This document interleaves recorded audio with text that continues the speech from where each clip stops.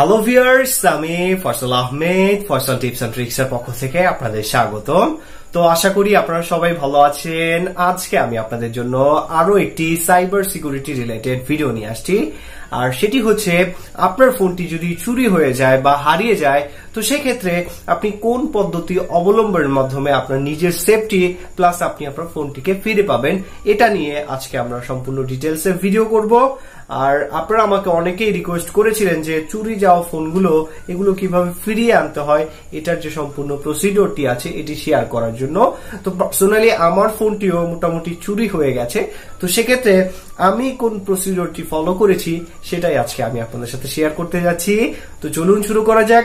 তো প্রথমেই আপনার ফোনটি যদি হারিয়ে যায় আপনার একটি বিষয় মাথায় রাখতে হবে, সেটি হচ্ছে আপনার সাইবার নিরাপত্তা। কেননা আমরা যখন আমাদের ফোনটি হারিয়ে ফেলি সাথে কিন্তু আমাদের সিমটিও হারিয়ে যায়। তো সেক্ষেত্রে দেখা যায় যে আমাদের যে ব্যাংক অ্যাকাউন্ট গুলো আছে বা ফেসবুক অ্যাকাউন্ট, যে অ্যাকাউন্ট গুলো আছে সবগুলি অ্যাকাউন্টের সাথে কিন্তু আমাদের সিম কার্ডের লিঙ্ক করা থাকে।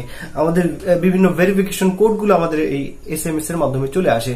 তো সেক্ষেত্রে আপনার ফোনটি যদি হারায় যায় তো সেক্ষেত্রে আপনার প্রথম যে করণীয় কাজটি, আপনার আশেপাশে যে কাস্টমার কেয়ার আছে সেখান থেকে আপনার সিমগুলো রিপ্লেস করে নেওয়া।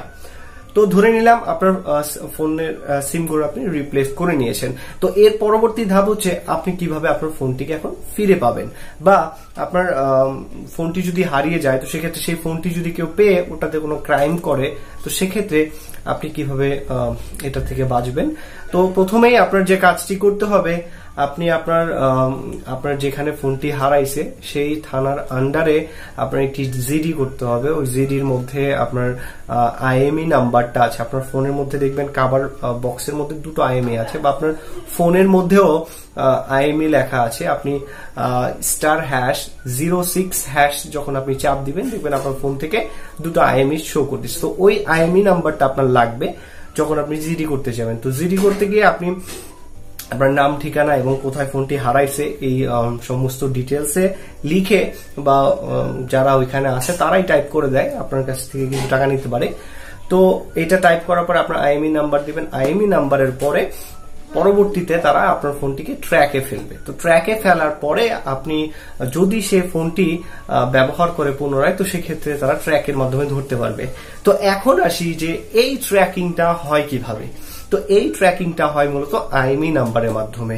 ধরুন আপনার ফোনের মধ্যে যে সিম কার্ডটি ছিল সেটি অবশ্যই যে ফোনটি নিয়েছে সেটি ব্যবহার করবে না, সে সিমটিকে ফেলে দেবে।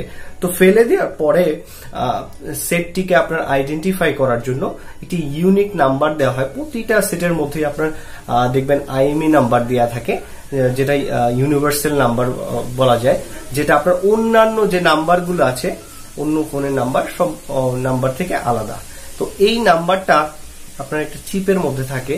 তো আপনার ফোনে যখন অন্য কোনো সিম ইনসার্ট করা হয় তার ফলে যে কাজটি হয়, ওই সিমের মাধ্যমে আপনার ফোনের যে IMEIটা আছে সেটি সিম কোম্পানির কাছে চলে যায়। তো সিম কোম্পানির কাছে যখন পুলিশ থেকে কমপ্লেন করা হয় যে এই IMEI নাম্বারের আন্ডারে কোন সিমটা ব্যবহার করা হচ্ছে বা এই ফোনের মধ্যে কোন সিমটা ব্যবহার করা হচ্ছে, তো তারা কি করে ওই সিমটাকে তখন ট্রেস করে দেয়। তো ট্রেস করার পরে আপনি যেখানে আছেন বা আপনার ফোনটি যেখানে আছে তার আশেপাশে 3টি টাওয়ার ট্র্যাক করে। তো 3টি টাওয়ারের মধ্যে একটা ক্যালকুলেশন করে আপনার ঠিক এক্সাক্ট যে লোকেশনটা আছে সেটা আপনারা এভাবে বের করে ফেলে।